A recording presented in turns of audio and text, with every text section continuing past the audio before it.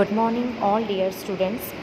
In our last video section, we have learned read number 1 and 2 of unit number 2, and today we are going to learn unit number 2 but the read number 3, and the title is The Secret of the Machines.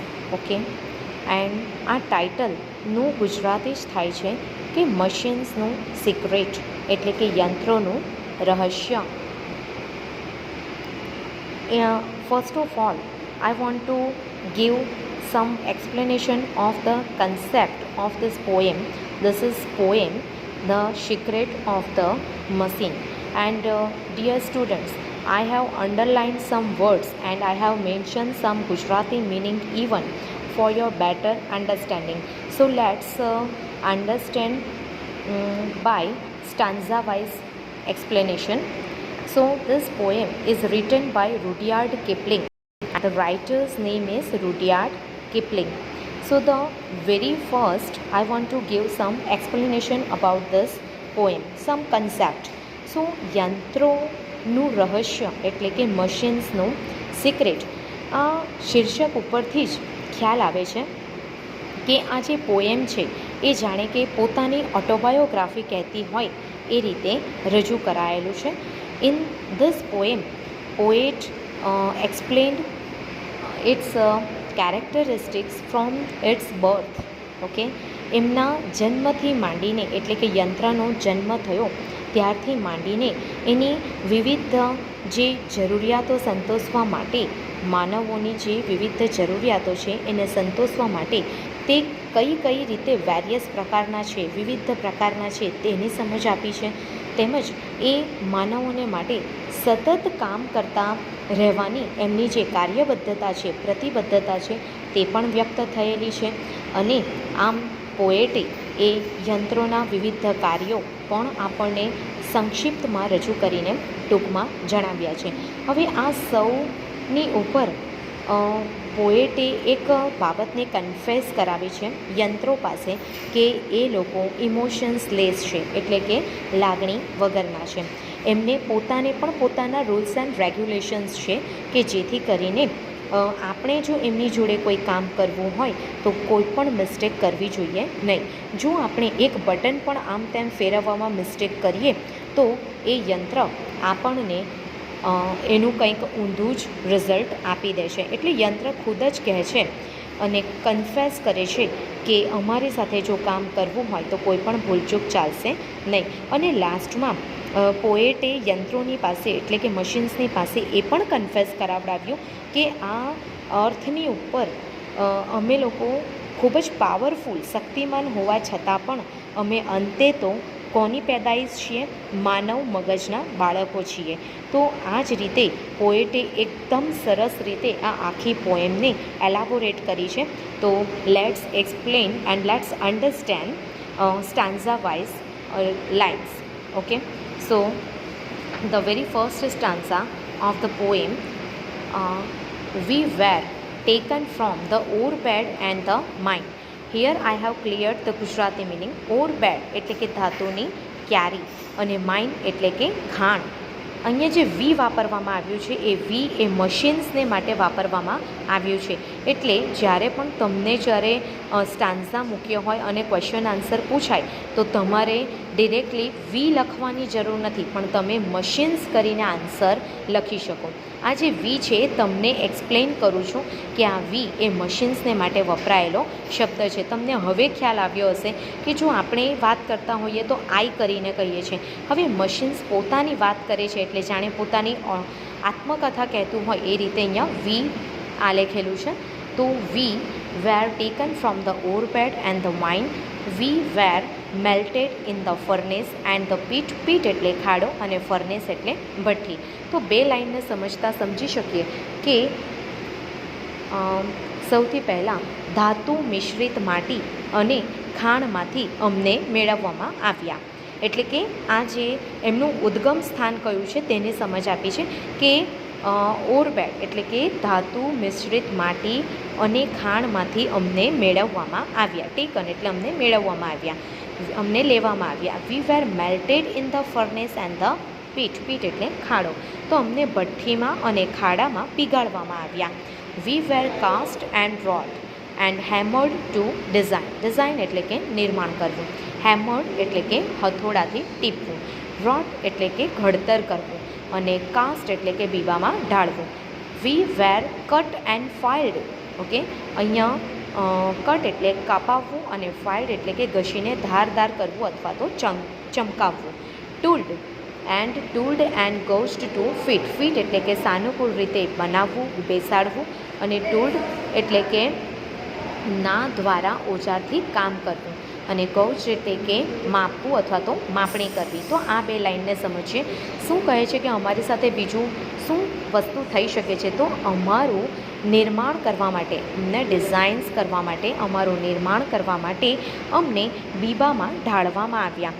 અમારું ઘડતર કરાયું અને અમને હથોડા વડે ટીપવામાં આવ્યા. Fit એટલે સાનુકૂળ બનાવવું. તો સાનુકૂળ બનાવવા માટે અમને કટ કરવામાં આવ્યા એટલે કે કાપવામાં આવ્યા અને ઘસીને ધારદાર અને ચમકતા બનાવવામાં આવ્યા. અમારા ઉપર ટૂલ્ડ એટલે કે ઓજાર કામ કરાવવામાં આવ્યું. આ બધી જ વસ્તુઓ મશીન્સની સાથે થઈ છે એવું મશીન્સ આપણને જણાવે છે. Some water coal and oil is all we ask. એમની કઈ કઈ જરૂરિયાતો છે? તો કે વોટર, કોલ અને ઓઇલ. બસ આટલું જ એમની જરૂરિયાત છે. And 1000 of an inch to give us play. Play એટલે કે કાર્યાન્વિત થવા માટે, એમને ચાલવા માટે. 1000 ઓફ ઇંચ એટલે કે ઇંચનો 1000મો ભાગ. ઓકે, તો આ બે લાઈનને સમજીએ કે અમને અને અમારા વિવિધ અંગો ઉપર ઓજાર કામ કરવામાં આવ્યું અને અમારા વિવિધ અંગોને જોડવામાં આવ્યા. પણ થોડા પ્રમાણમાં પાણી, કોલ એટલે કે કોલસો, બરાબર છે, કોલ એટલે કોલસો, અને તેલ એટલું જ અમે માંગીએ છીએ. એમને જે ચાલવાનું હોય ને, તો તમને ખ્યાલ હોય કે અમુક મશીન્સની અંદર પાણી, તો અમુક મશીનની અંદર ઓઇલિંગ કરવું પડે છે. એટલે તમારે જે વાત કરવામાં આવી છે એ મશીન શું કહે છે કે અમારા વિવિધ અંગોને ઉપર ઓજારકામ કરીને અમને જોડવામાં આવ્યા છે અને અમને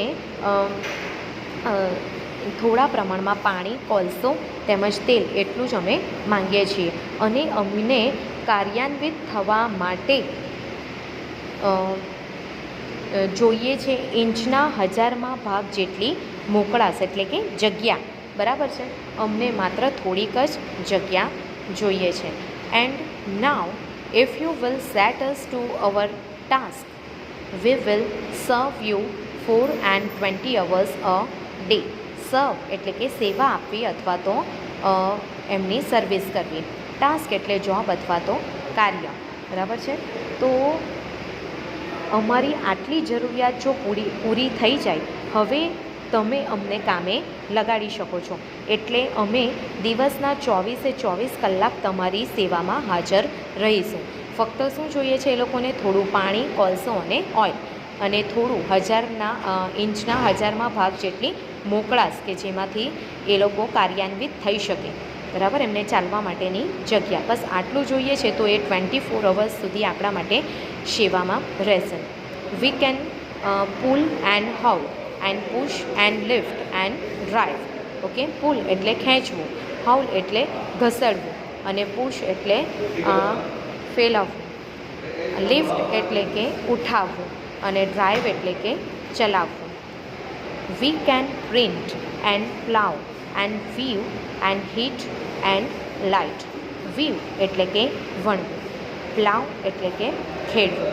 તો આપણે જોયું કે જો આટલી બાબતો એમને પ્રોવાઈડ કરીએ તો આપણે 24 કલાક સુધી મશીન્સનો મદદ લઈ શકીએ છીએ.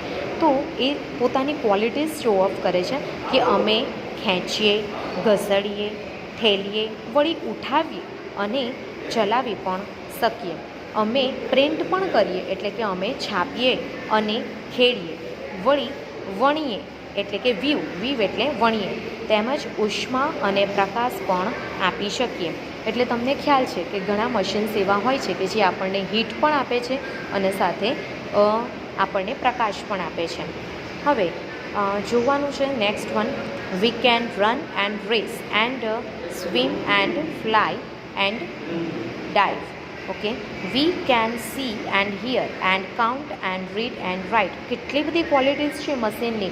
અલગ અલગ ટાઈપના મશીન્સ આપણને અલગ અલગ કેરેક્ટરિસ્ટિક્સ જણાવે છે પોતાની, કે અમે જોઈએ તેમજ સાંભળીએ પણ છે. Read and here. ઓકે, અમે દોડીએ છીએ, રન એટલે દોડવું, અમે દોડીએ છીએ તેમજ કોમ્પિટિશનમાં ઉતરીએ છીએ. વળી સ્વિમ એટલે અમે તરીએ પણ છીએ, અમે ઉડીએ પણ છીએ. ફ્લાય એન્ડ ડૂબકી પણ મારીએ છીએ એટલે કે ડાઇવ.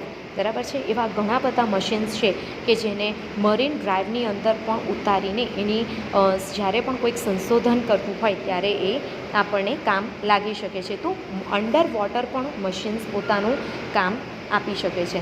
નેક્સ્ટ વન એની ક્વોલિટીઝ છે કે અમે જોઈ પણ શકીએ છીએ એટલે કે મશીન્સ કેન સી, અમે સાંભળી પણ શકીએ છીએ. વળી કાઉન્ટ પણ કરી શકીએ છીએ. You can see the machines in the bank. બરાબર છે કે નોટ ગણવા માટે પણ મશીન્સ છે. તો અમે ગણીએ પણ છીએ, વાંચીએ પણ છે અને લખી પણ શકીએ છીએ. Okay, now the next line, but remember please the law by which we live. બરાબર છે. માત્ર મહેરબાની કરીને અમારો નિયમ યાદ રાખજો, અમારો કાનૂન યાદ રાખજો. We are not built to comprehend a lie એટલે કે જુઠ્ઠાણું, અને કોમ્પ્રિહેન્ડ એટલે કે સહન કરવું અથવા તો ગ્રહણ કરવું, સમજવું. બરાબર છે. તો પણ જેના થકી અમારું અસ્તિત્વ ટકેલું છે એ કાનૂન અને કૃપા, એ કૃપા કરીને યાદ રાખજો એટલે મહેરબાની કરીને યાદ રાખજો. હવે તમને ખ્યાલ હશે કે મશીન શેના દ્વારા ટકેલું હોય, તો કે એમનું અસ્તિત્વ એમના લો, એમના કાયદા દ્વારા ટકેલું હોય. તમે એને ઓપરેટ કરવામાં ભૂલ કરો તો એ મશીન્સ તમને એનું ઊંધું રિઝલ્ટ પણ આપી શકે.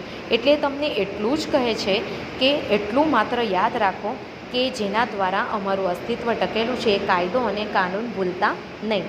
અમે અનિષ્ટને એટલે કે અમે જુઠ્ઠાણુંને સમજી શકીએ એવી રીતે અમારું નિર્માણ નથી કરાયું. એટલે અમને જે રીતે ઓપરેટ કરવાનું કહેવામાં આવ્યું હોય બસ એ જ રીતે તમારે ઓપરેટ કરવું પડશે. We can neither love nor pity nor forgive. જો આ એમનો એક માઇનસ પોઈન્ટ છે. બરાબર છે. પરંતુ આ પણ આપણે યાદ રાખવો પડશે. If you make a slip in handling us you die. બરાબર, બહુ જ સરસ વાત કરી છે. સ્લીપ એટલે કે ગફલત કરવી અથવા તો ભૂલ કરવી. હેન્ડલિંગ એટલે કે અમારી સાથે જે કામ પાર પાડવું હોય તે. પીટી એટલે દયા, ફરગીવ એટલે માફ કરવું, અને લવ એટલે પ્રેમ. તો શું કહે છે મશીન્સ પોતાની ક્વોલિટીઝમાં કે અમે પ્રેમ કે દયા દાખવતા નથી, અમે પ્રેમ કે દયા દાખવી શકતા જ નથી. અમે ક્ષમા પણ નથી કરી શકતા કે તમારથી ઊંધું થઈ ગયું તો આ વખતે તમને માફ કરી દઈએ, અમે ઊંધું રિઝલ્ટ ન આપીએ એવું નહીં. બરાબર છે. અમે પ્રેમ કે દયા નથી દાખવી શકતા, અમે ક્ષમા કરી શકતા નથી. એટલે કે અમને સમજવા માટે દિમાગ કે સંવેદનશીલ હૃદય અમને આપ્યો નથી. અમારી જોડે જે પણ વ્યવહાર કરવો હોય, જે પણ કાર્ય પાર પડાવવું હોય એ વખતે તમારે સહેજ પણ મિસ્ટેક કરશો તો તમે મરી જઈ શકો છો. બરાબર છે. તમે મૃત્યુ પણ પામી શકો છો. અને એ વસ્તુ તમને ખ્યાલ છે કે ઘણા એવા મશીન્સ હોય છે જેમને બહુ સાચવીને ઓપરેટ કરવા પડે છે. તમે જો એને ઓપરેટ કરવામાં ભૂલ કરો તો તમે મોતને પણ ભેટી શકો છો. વાત અહીં એવી છે કે મશીન્સ છે એટલા માટે એમને કોઈ એવું સંવેદનશીલ હૃદય કે મગજ આપ્યું નથી. એટલા માટે એમની અંદર પ્રેમ દાખવવાની કે દયા દાખવવાની કોઈ ક્વોલિટીઝ આપી નથી. Next one, though our smoke may hide the heavens from your eyes. Heavens એટલે સ્વર્ગ અને હાઇડ એટલે સંતાડવું, સ્મોક એટલે ધુમાડો. ઇટ વિલ વેનિશ એટલે કે અદૃશ્ય થઈ જવું, ગાયબ થઈ જવું. Star and the stars will shine again. Shine એટલે કે ચમકવું. બરાબર છે. તો અમારો ધુમાડો સ્વર્ગને તમારી દ્રષ્ટિથી અગોચર કરી શકે છે એટલે કે અદૃશ્ય કરી શકે છે, પરંતુ એ ધુમાડો ગાયબ થઈ જશે અને સ્વર્ગના તારા ફરી ચમકી ઉઠશે. બરાબર છે. ખ્યાલ આવ્યો કે શું કહેવામાં આવ્યું છે કે અમારો સ્મોક એટલે કે ધુમાડો સ્વર્ગને તમારી દૃષ્ટિથી અગોચર કરી શકે છે, પરંતુ એ ધુમાડો ગાયબ થઈ જશે અને સ્વર્ગના તારા ફરીથી ચમકી ઉઠશે. Because for all our power and weight and size. Size એટલે કદ અને વેઇટ એટલે કે બર્ડન વજન, પાવર એટલે કે શક્તિ. બરાબર છે. Last line, we are nothing more than children of your brain. Children એટલે બાળકો અને બ્રેઇન એટલે મગજ અને યોર એટલે કે માનવ જાત માટે વાપરેલું પ્રોનાઉન છે. શું કહે છે મશીન્સ કે કારણ કે અમે ગમે તેટલા શક્તિ, વજન અને કદ ધરાવતા હોઈએ છતાંય અંતે છેવટે તમારા એટલે કે માનવ જાતના મગજના સંતાનોથી વિશેષ અમારી કોઈ જ હેસિયત નથી, વિશેષ અમારું કોઈ જ સ્થાન નથી.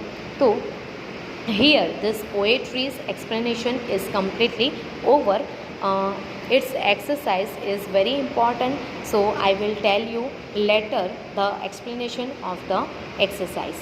So we will continue our portion in the next video section. Jai Shri Krishna.